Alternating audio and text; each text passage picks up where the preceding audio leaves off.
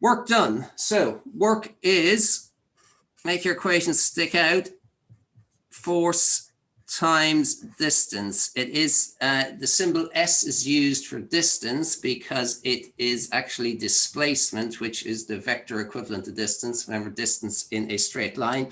That equation you need to know and learn. Okay, and again, just be consistent with my connections. Lost my pen.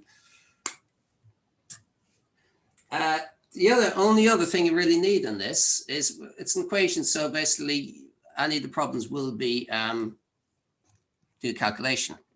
Step 1, write your equation. Step 2, substitute in the numbers, and step 3, do the calculation.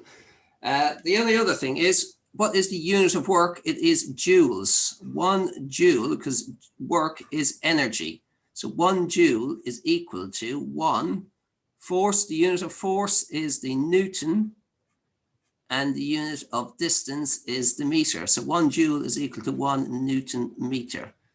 Okay, so you're also required to convert between joules and Newton meters, which is straightforward because 1 joule is 1 Newton meter. And that is pretty much all you need to do for work. It's an equation, so the same as every other equation, just the 3 steps. Step 1, write your equation.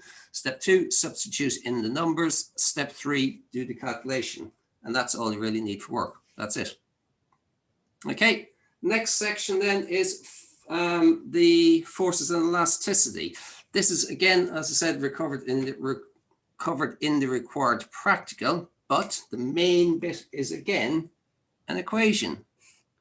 Force is equal to the spring constant times the extension. Now, when you write these equations down like this, you can, if you're not sure what all the symbols are, write underneath your version what the F, what the K, and what the E is. Particularly the K, the spring constant. That might be something you want to actually make a note of, that the spring constant K is the symbol K, and E is extension.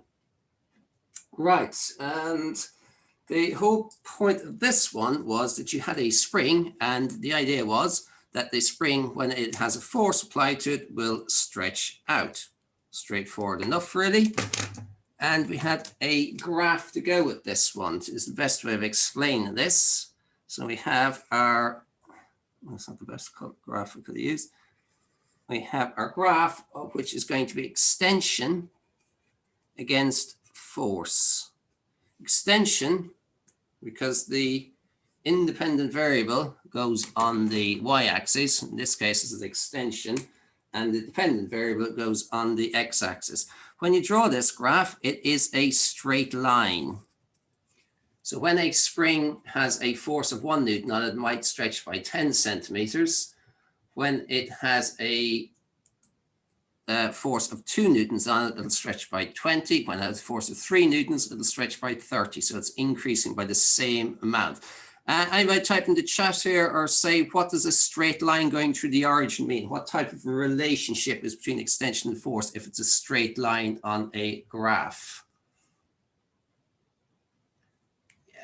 Joey, draw the map. It's up to you. Well, you can do it now as we go along, or do your own version in your own time. Anybody? What type of relationship is it? Straight line through the origin? It is directly proportional. Well done, Sam. Fantastic. Joe, yeah, excellent. Well done. Directly proportional. Okay, and then we'll get to a point, which I'll label in a moment, called the limit of proportionality, where it is not a straight line anymore. In other words, the spring from this point remains permanently stretched. So we can split our graph into 2 sections. That bit is called the limit of proportionality. Okay.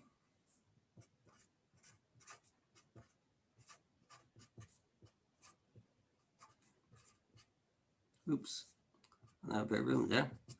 It's a big word, proportionality. Okay, so and what happens there, beyond this point here, the graph will not be straight line because the spring, when you let it go, will not return to its original position. Okay, it will be permanently stretched. So this section here is directly proportional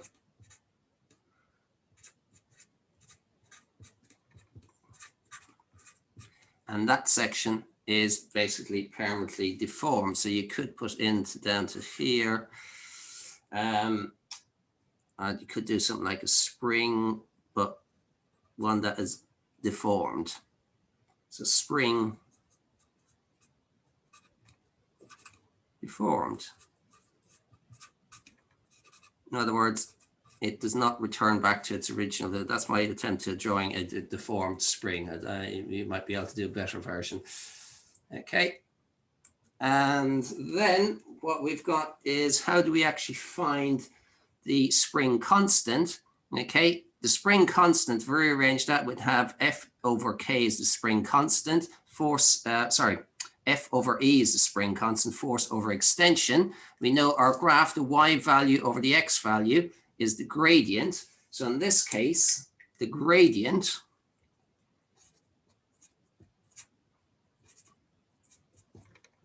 right, the gradient is the Y value over the X value, which is E, the extension, over the force.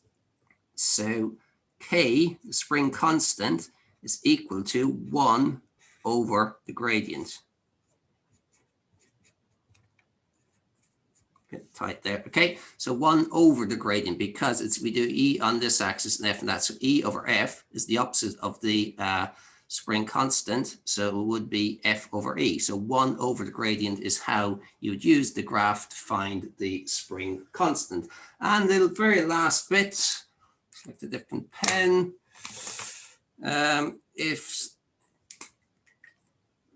Which is an equation as well, but this is the equation for elastic potential energy, which I won't write down because you don't need to recall that. It's actually given in the exam. So it's one of the equations you don't need to recall, elastic potential energy. But the work done, in other words, when we pull the string or compress the string, because springs can be compressed as well as stretched, if we stretch the spring, that requires energy. So in other words, we do work because work is energy.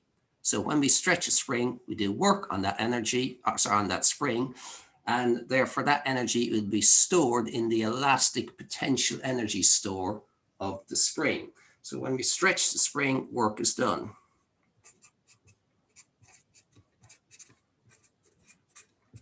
So stretch the spring, work is done.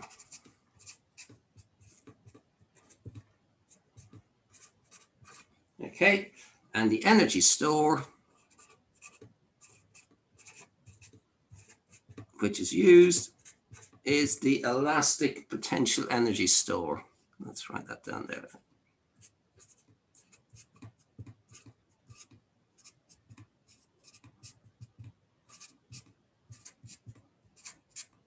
Okay, and the equation for elastic potential energy, half KE squared, would actually be given. So you don't need to write that down to remember it because that would be given for you. Okay, and there you go. That is everything you need to know on work, which is basically the equation.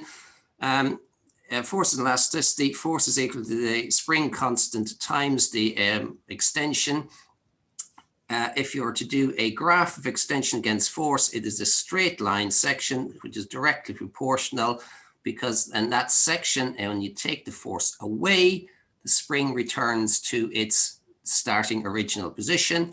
If you stretch it beyond this point here called the limit of proportionality, the spring will not return to its original position. The spring is permanently deformed. And then to find the spring constant from a graph, it's a straight line section. So it's the gradient is the Y value over the X value for the graph. Make that X look like an X, which in this case would be E over F. And since the spring constant is F over E, the spring constant would be equal to 1 over the gradient. And then lastly, when we stretch a spring, it has got a store of elastic potential energy, and the work done in stretching that spring is equal to the elastic potential energy store. So if you're asked to do an equation or a question on that, the equation for elastic potential energy is given to you in the question.